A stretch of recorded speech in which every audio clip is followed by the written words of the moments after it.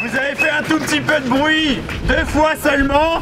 Il y a déjà une série de parlementaires, je vois Martine Billard, François de Rugy, il y a une dizaine de députés socialistes qui sont là. Encore un peu de bruit, on devrait avoir les 560. En l'état actuel du texte, nous ne pouvons pas voter ce texte parce que, notamment sur les éoliennes, c'est l'article 34, notamment l'article 94 quater sur le nucléaire, notamment dans le domaine des pesticides, notamment aussi dans le domaine, disons, de la gouvernance, eh bien le compte n'y est pas du tout. C'est même des reculs par rapport aux 268 engagements du 25 octobre 2007.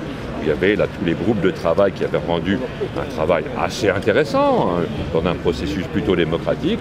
Là, il y a des reculs, des régressions, des rabotages. Donc tout va se passer dans les heures et les jours qui suivent, hein, puisqu'il n'y a qu'une seule lecture à l'Assemblée. Hein, ça va se passer très rapidement. On n'a que 30 heures, c'est un temps en plus contraint. C'est une course contre la montre. Or, il y a 200 articles et 1800 amendements. C'est de la folie. On a demandé ce matin en conférence des présidents au président de l'Assemblée, donnez-nous au moins 50 ou 60 heures. Enfin, il y a eu 60 heures de discussion avant en commission. Oui, mais le travail en commission ne se passe pas devant le peuple français. C'est un travail à huis clos. Il n'y avait ni caméra, ni journalistes, ni des gens dans la tribune.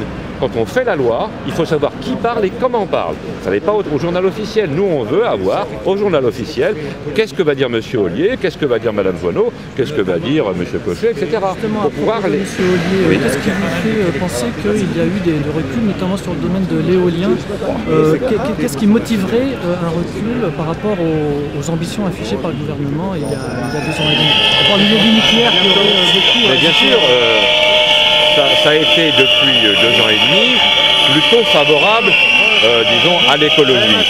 Mais parce que c'était un calcul, on va peut-être vous reparler un peu plus tard parce que c'est vraiment pénible.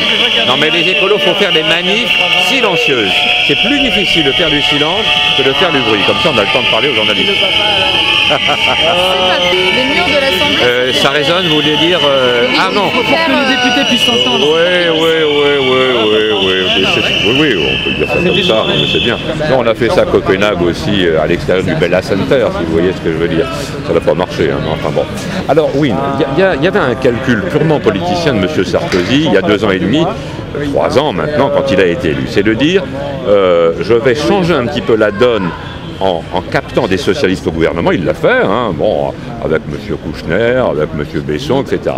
Comme ça, ça va racoler une partie de l'électorat socialiste pour les prochaines élections. Je vais capter une partie de l'électorat écolo en faisant le Grenelle de l'environnement.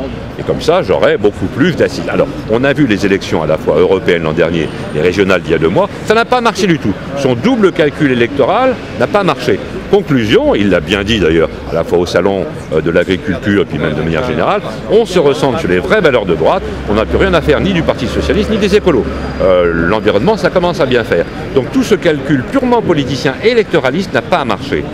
Donc du coup maintenant, eh bien, il laisse la place au lobby des transporteurs, au lobby autoroutier, au lobby nucléaire, au lobby des pétroliers, au lobby chimique, au lobby de la FNSEA, tous les lobbies que vous voulez, pour dire, essayez de proposer des amendements aux députés UMP qui disent, bah oui, écoutez, nous aussi, on commence à en avoir marre d'être trop écolo. Et donc, on propage de manière idéologique un climat d'écolo-scepticisme, hein, qui se propage, y compris dans les médias. Ah, ben, est-ce que le changement climatique, c'est vrai ou c'est pas vrai? Enfin, on voit des conneries comme ça. Et ça marche, ça marche. Il y a les journalistes, d'ailleurs, qui adorent, non pas la vérité, mais les controverses, disent, ah ben, il y a une controverse quand même sur le climat, on va faire un débat, les pour et les contre. On invite M. Allègre, qui sera... Tout ça est de la folie. C'est pas du tout rationnel, c'est organisé pour essayer, finalement, de contrecarrer un petit peu la montée d'Europe écologique un peu réussi à la fois aux européennes et aux régionales, disant bon, on en a trop fait, maintenant marche arrière. Alors maintenant, est-ce que sur le fond, il y a quand même des gens à droite qui ont un petit peu de conviction environnementale? Oui, sans doute, quelques-uns, mais ils sont très minoritaires. Et M. Ollier, s'il a reculé, là, il y a 1 heure, il a reculé un petit peu pour enlever les 15 mégawatts à l'article 34. C'est un tout petit recul.